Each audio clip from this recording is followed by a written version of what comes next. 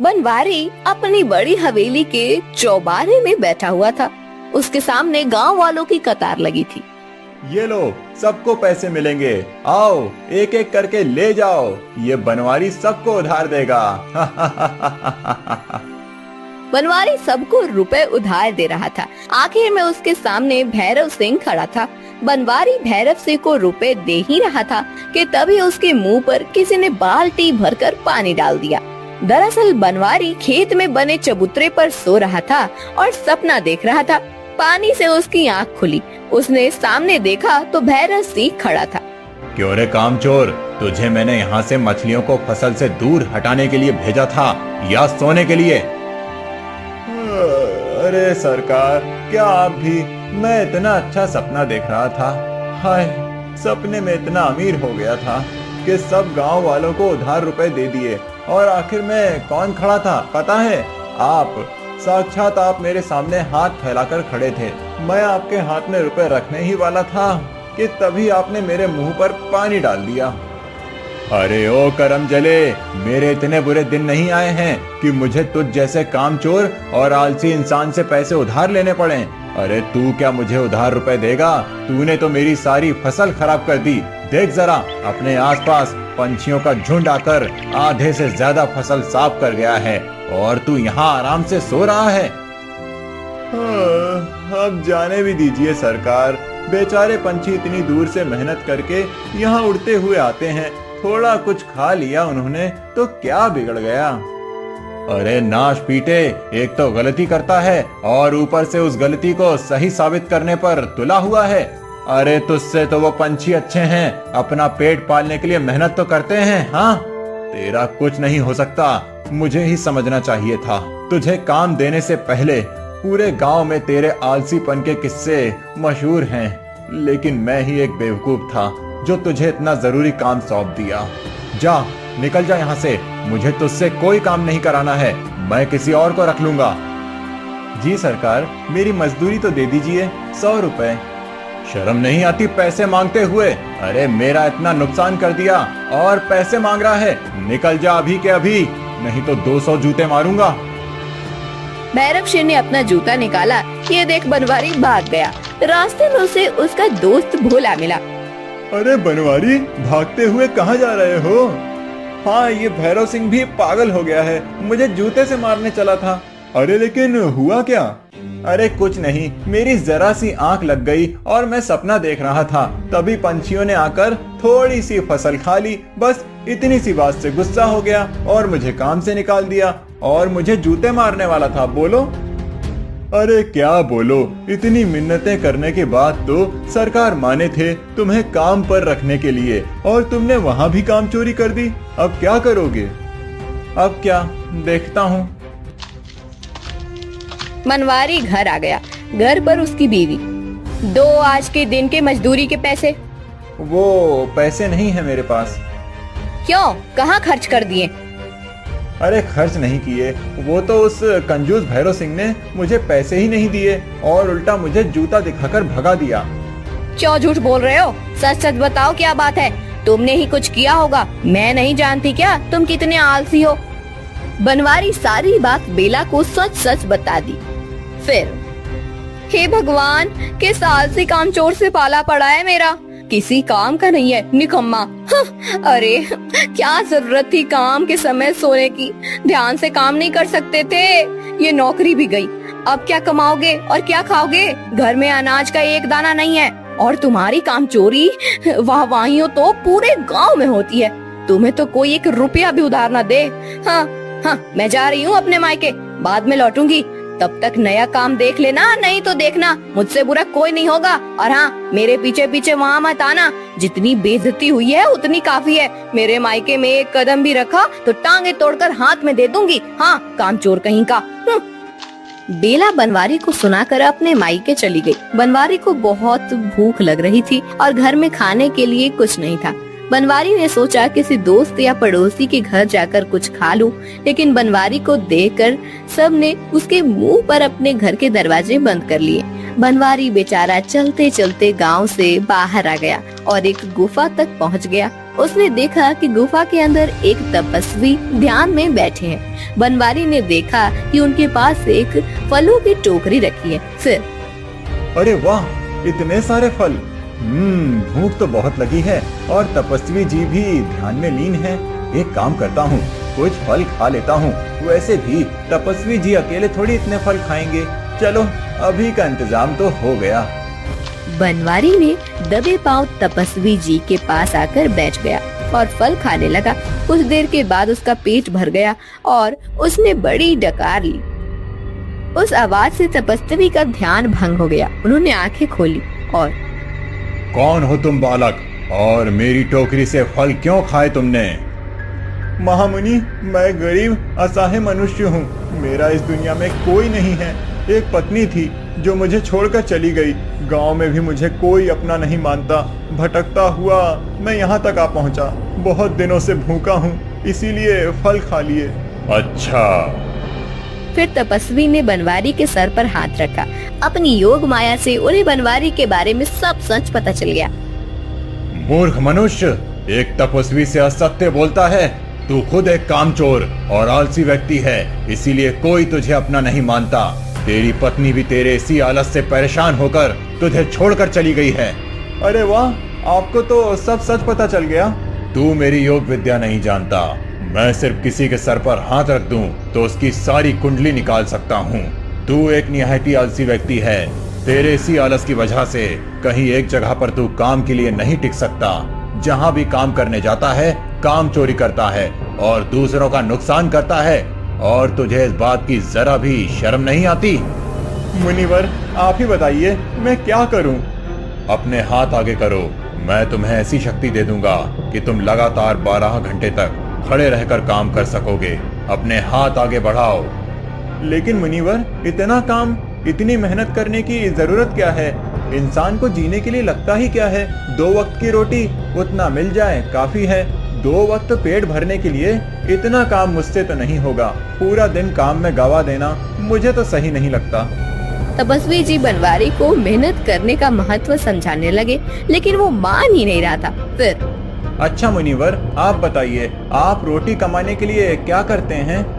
मैं अपने कमाने के लिए कुछ नहीं करता मूर्ख। मैं तो ज्यादातर समय ध्यान में लीन रहता हूँ। ईश्वर के समीप जाने के लिए तपस्या करता हूँ। जब भी मैं ध्यान और तपस्या में होता हूँ, मुझे भूख ही नहीं लगती। लेकिन इस शरीर को चलाने के लिए अन्न ग्रहण करना आवश्यक है, इसीलिए मैं भिक्षा मांगता हूँ। लोग मुझे फल और भोजन भिक्षा में देते हैं, वही खाकर इस नश्वर देह को भरण पोषण करता हूँ। अरे वाह, ये भी अच्छा है। तुम्हारा कुछ नहीं हो सकता। मेरे इतने समझाने के बाद भी तुम्हें मेहनत का महत्व समझ नहीं आया। तुम जाओ बालक, मेरे ध्यान का समय हो गया है। तपस्वी अपनी आंखें बंद करके ध्यान में लीन हो गए। बनवारी के दिमाग में एक तरकीब आई। उसने आसपास देखा, वहाँ पर तपस्वी जी के वस्त्र रखे हुए थे।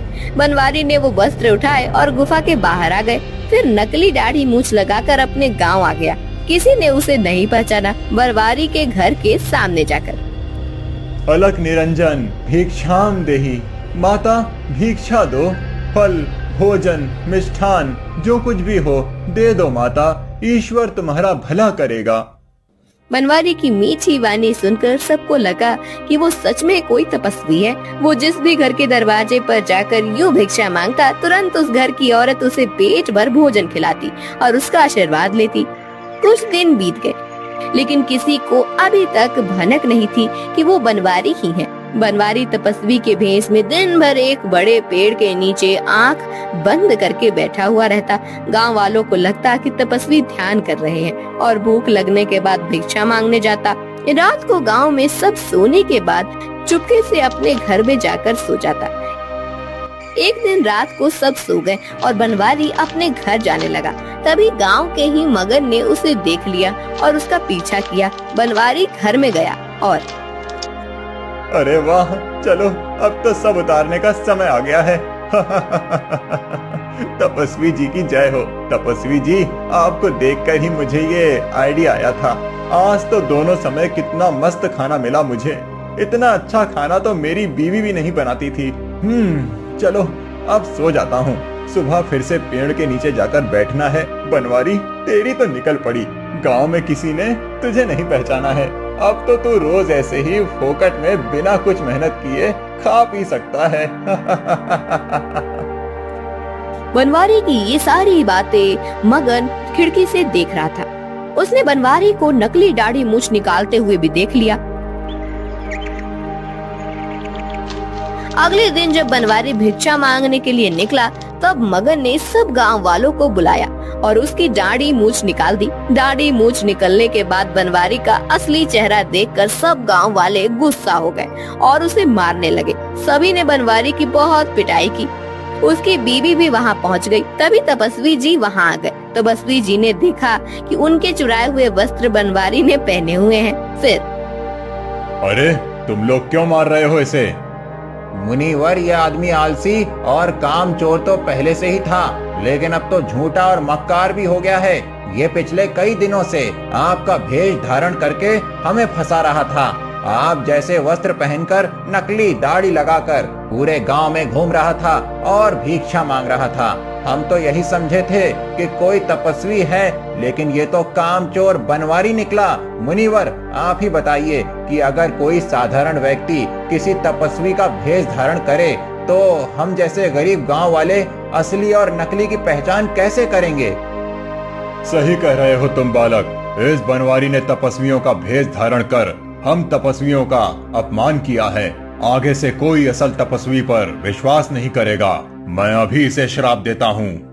तपस्वी जी ने अपने कमंडलू से जल निकाला और वो बनवारी को श्राप दे ही रहे थे कि तभी, रुकिए मुनिवर, मैं आपके आगे हाथ जोड़ती हूँ। इन्हें कृपया कोई श्राप मत दीजिए। ये बहुत आलसी हैं, कामचोर हैं। इनका और मेहनत का दूर दूर तक कोई वास्ता नहीं है। फिर भी है तो ये मेरे पति ही ना। अगर इन्हें कुछ हो गया तो मैं क्या करूँगी? मेरी आपसे विनती है कि आप इन्हें श्राप मत दीजिए। हाँ मुनिवर, मैं बहुत शर्मिंदा हूँ और आपसे माफी मांगता हूँ। मैंने आपका भेष लेकर बहुत गलत किया है, लेकिन मुझे सुधरने का एक अवसर दीजिए। मैं अब काम चोरी नहीं करूँगा और मुझे आशीर्वाद दीजिए कि आलस अब कभी छुए भी ना। बेला की विनती सुनकर तपस्वी जी रुक गए। उन्होंने बनवारी को क्षमा कर दिया। फिर बनवारी को एक अवसर देने के लिए उन्होंने भैरव सिंह से विनती की कि बनवारी को फिर से काम पर रख ले। तपस्वी जी के आशीर्वाद से बनवारी दिल लगाकर काम करने लगा। भैरव सिंह भी उसके काम से खुश था। आज पूरे 1 साल की मेहनत के बाद बनवारी अच्छे खासे पैसे कमाने लगा। उसने अपना खुद का नया घर बनवा लिया और बेला के लिए नए गहने भी खरीद लिए। आखिरकार बेला के आलसी पति को मेहनत का महत्व समझ आ ही गया।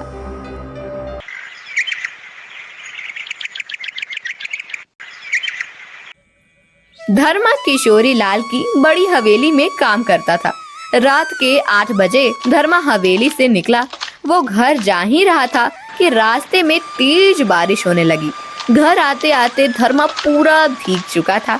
उसके घर आते ही उसकी माँ, अरे बेटा, तू तो पूरा भीग गया है। हाँ माँ, बहुत बारिश हो रही है। हाँ, 2 दिनों से बारिश बहुत बढ़ गई है। देखो तो छत भी टपक रही है। अब क्या करें? बेटा, तू अपने लिए एक छाता तो खरीद ले।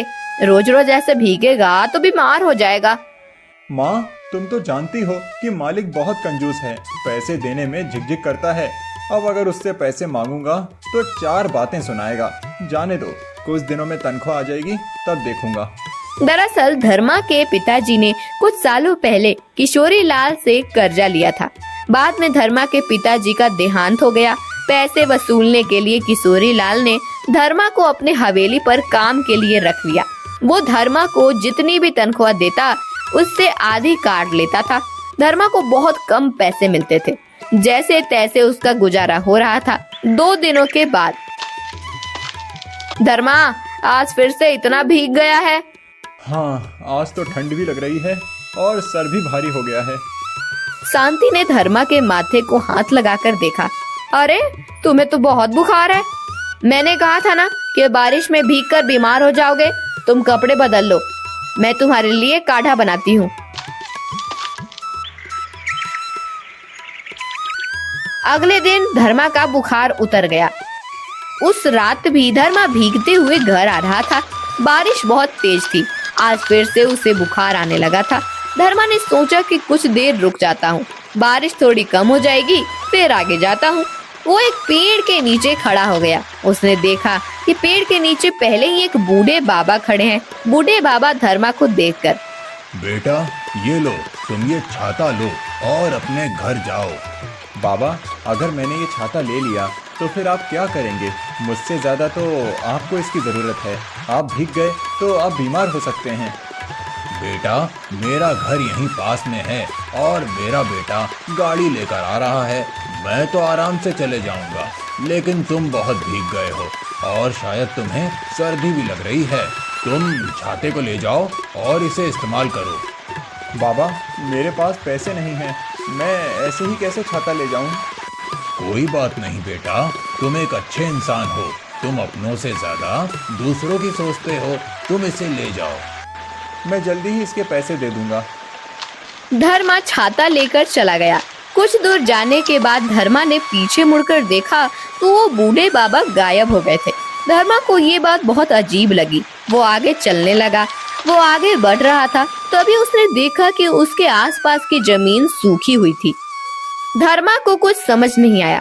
जहाँ धर्मा खड़ा था वहाँ जमीन सूख रही थी। धर्मा जैसे ही आगे बढ़ा, आगे की जमीन सूखी हो गई। जहाँ तक धर्मा का छाता फैला हुआ था वहाँ सूखती जा रही थी। धर्मा बहुत अचंभे में पड़ गया। वो जल्दी जल्दी घर आ गया बेटा। अरे वाह, तूने छाता भी खरीद लिया। लगता है मालिक ने पैसे दिए हैं आज। नहीं माँ, आज तो मेरे साथ कुछ अजीब ही हो रहा है। बहुत बारिश हो रही थी। बारिश से बचने के लिए मैं एक पेड़ के नीचे गया। वहाँ पर पहले से ही एक बूढ़े आदमी खड़े थे। उन्होंने मुझे ये छाता दिया। आगे जाकर मैंने देखा तो वो गायब हो गए और जहाँ तक ये छाता फैला हुआ था वहाँ तक जमीन सूख रही थी। ये तो सच में जादुई छाता है। अजीब बात है। लगता है कि वो कोई साधु महात्मा होंगे जो तुम्हारी मदद करने के लिए वहाँ पहुँच गए। धर्मा ने मुंह हाथ धो लिए। फिर शांति और धर्मा खाना खाने लगे। तभी छत टपकने लगी और घर में पानी आने लगा। हे राम, फिर से छत टपकने लगी। अब तो लगता है कि खाने में भी पानी मिल जाएगा। अब क्या करूं? माँ, ये छाता तो जादुई है, लेकिन छाता तो बहुत छोटा है और छत बहुत बड़ी। काश ये छाता बड़ा हो जाए तो मैं पूरी छत को इससे ढक दूं। इसके नीचे तो पानी की एक बूंद भी नहीं टिक पाएगी। जैसे ही धर्मा ने ये बात कही, अचानक से वो छाता बड़ा हो गया। धर्मा ने छत पर जाकर छाते को रख दिया। पूरा घर अब बारिश से बच रहा था। दोनों खाना खाने के बाद सो गए।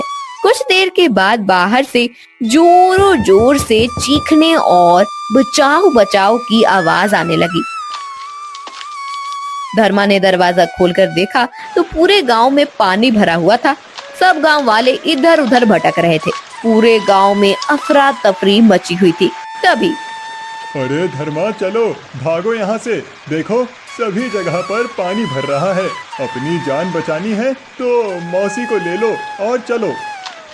शिवा चला गया। फिर, माँ, पूरे गांव में पानी भर चुका है। बारिश रुकने का नाम नहीं ले रही है और पानी बढ़ रहा है। सब गांव वाले बहुत परेशानी में हैं। अब क्या करें? कैसे बचाए सबको? माँ, मेरे दिमाग में एक तरकीब है। जैसे कि इस छाते ने हमारे घर को बारिश से बचाया है, वो पूरे गांव को भी बचा सकता है। हाँ, ये सही है। इस मुसीबत हमारा फर्ज बनता है कि हम उनकी मदद करें। तुम बिल्कुल सही कह रहे हो बेटा। जाओ, ऐसा ही करो। फिर धर्मा बाहर आया। उसने अपने हाथ जोड़े और, हे जादुई छाते, मैं तुमसे विनती करता हूँ कि जैसे तुमने अपना आकार बड़ा करके मेरे घर की रक्षा की है, वैसे ही मेरे गांव की रक्षा करो। मेरे गांव वाले बहुत बड़ी मुसीबत में हैं और मुझे मेरे भाई बंधुओं की मदद करनी है। जैसे ही धर्मा ने छाते से विनती की, छाते ने अपना आकार बहुत ज्यादा बड़ा कर लिया। धर्मा छाते को लेकर गांव आकर खड़ा हो गया। धर्मा को इतना बड़ा छाता लेते हुए जाते देख सब गांव वाले उसके पीछे जाने लगे। जैसे ही धर्मा खड़ा हो गया, उसके आसपास की जमीन का सारा पानी सूख गया। सब गांव वाले उस छाते के नीचे आकर खड़े हो गए। उस जादुई छाते को देखकर सभी लोग हक्के बक्के हो गए थे। कुछ देर के बाद बारिश रुक गई। धर्मा, ये पास के गांव के मुखिया हैं। इनके गांव में बहुत बारिश हो रही है, नदी में बाढ़ आने का खतरा है। गांव के निचले इलाके में पानी भरना शुरू हो गया है। ये तुम्हारे जादुई छाते के बारे में सुनकर यहाँ आए हैं। इन्हें तुमसे मदद की बहुत उम्मीद है। जरूर सरपंच जी, मैं इनके साथ इनके गांव जाने के लिए तैयार हूँ। धर्मा मुखिया के साथ चला गया। धर्मा ऐसे ही अपने अड़ोस पड़ोस के गांव में जाने लगा। कुछ ही दिनों में धर्मा बहुत मशहूर हो गया। किशोरी लाल ने धर्मा की भलाई और उसने जो गांव के लिए जो किया वो देखकर अपना दिल बड़ा किया और धर्मा का सारा कर्जा माफ कर दिया। धर्मा को अब थोड़े पैसे मिलने लगे थे। एक दिन जब धर्मा और शांति घर पर नहीं थे, तब दो चोरों ने आकर धर्मा का जादुई छाता चुरा लिया। जब धर्मा घर वापस आया तब माँ, छाता अपनी जगह पर नहीं है। आपने कहीं और रखा था क्या? नहीं तो मैंने तो उसे हाथ भी नहीं लगाया। अच्छा, तो कहाँ जा सकता है छाता? धर्मा ने पूरे घर में ढूंढ लिया, लेकिन उसे छाता कहीं नहीं मिला। धर्मा को शक होने लगा कि शायद छाता चोरी हो गया हो। धर्मा सरपंच के साथ मिलकर पुलिस में गया और साहिब, मेरा छाता कहीं गुम हो गया है। मुझे शक है कि वो चोरी हो गया है। अरे, अब हम अपने बड़े बड़े केस छोड़कर तुम्हारा मामूली सा छाता ढूंढते फिरें? हमें और कोई काम नहीं है क्या? जाओ, छाता गुम हो गया है तो नया खरीद लो। आ जाते हैं कहां कहां से मुंह उठाकर। साहिब, धर्मा का छाता मामूली नहीं था, जादुई छाता था। ये वो धर्मा है जिसने पिछले कुछ दिनों में कई गांव वालों को बारिश के पानी में डूबने से बचाया है। हाँ साहिब, मेरे छाते का मिलना बहुत जरूरी है। सर, मैंने भी उस जादुई छाते के बारे में सुना है, हमें ढूंढना चाहिए। धर्मा और बाकी सब की बात सुनकर पुलिस हवलदार के साथ धर्मा और सरपंच को लेकर छाता ढूंढने चले गए। बहुत देर ढूंढने के बाद भी कोई सुराग मिल नहीं रहा था। अचानक बारिश शुरू हो गई। सरपंच और पुलिस ने अपना छाता खोला। तभी धर्मा को याद आया कि उसके जादुई छाते के नीचे जमीन सूखी हो जाती है। फिर साहिब, सुराग मिल गया। कैसे? साहिब, मेरे जादुई छाते की खासियत ही वही है। आप देखिए ना, आपने अपना छाता खोला हुआ है। आपका आधा शरीर तो बारिश में भीगने से बच रहा है, लेकिन नीचे आप और जमीन भीग रही है। लेकिन मेरे छाते के आसपास की जमीन सूख जाती है। अच्छा, ये तो बहुत बढ़िया सुराग है। चलो फिर, हमें ढूंढने में आसानी हो जाएगी। पुलिस और बाकी सब रास्ते पर देखने लगे। रास्ते में जहाँ जहाँ जगह सूखी हुई थी, उस रास्ते से आगे जाने लगे। सब जाते जाते एक गुफा तक आकर पहुँचे। गुफा के अंदर दो चोर बात कर रहे थे। अरे भाई, आखिर हमने ये जादुई छाता चोरी ही कर लिया। अरे वो तो ठीक है, लेकिन इसमें जादू क्या है, मुझे तो अभी तक पता ही नहीं चला। अरे वो तो मुझे भी नहीं पता, लेकिन जादुई है, ये बात काफी है। अब हम इसे बेच देंगे और बहुत कमाएंगे। दोनों चोर बातें कर रहे थे। तभी पुलिस ने दोनों को पकड़ लिया। उन दोनों को देख ये वही दोनों चोर हैं जिसकी तलाश हम पिछले 6 महीने से कर रहे थे। इन्होंने पूरे शहर में इतनी जगहों पर चोरियां की हैं। हर बार ये हमें चकमा देकर भाग जाते थे। धर्मा, तुम्हारी वजह से इन दोनों चोरों को आज हम पकड़ पाए हैं। अगर आज तुम अपने जादुई छाते के लिए हमारी मदद मांगने ना आते तो शायद आज भी ये हमारे हाथ ना लगते। तुमने बहुत बड़ा काम किया है, तुम्हारा बहुत बहुत धन्यवाद। साहिब, ये तो मेरा कर्तव्य था और मुझे पता था कि ये वही चोर होंगे। मैं तो बस अपने छाते की खोज में था। बल्कि मुझे तो आपका धन्यवाद करना चाहिए। आपने मेरा छाता चोरी होने से बचाया। आज तक हमें कोई नहीं पकड़ पाया, लेकिन आज आप कैसे पहुंचे हमारे अड्डे पर?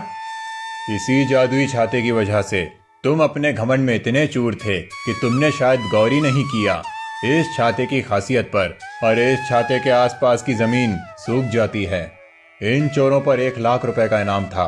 मैं सरकार से तुम्हारे नाम की सिफारिश करूंगा और वो इनाम तुम्हें मिल जाएगा। पुलिस ने चोरों को हथकड़ी पहनाई और अपने साथ ले गई।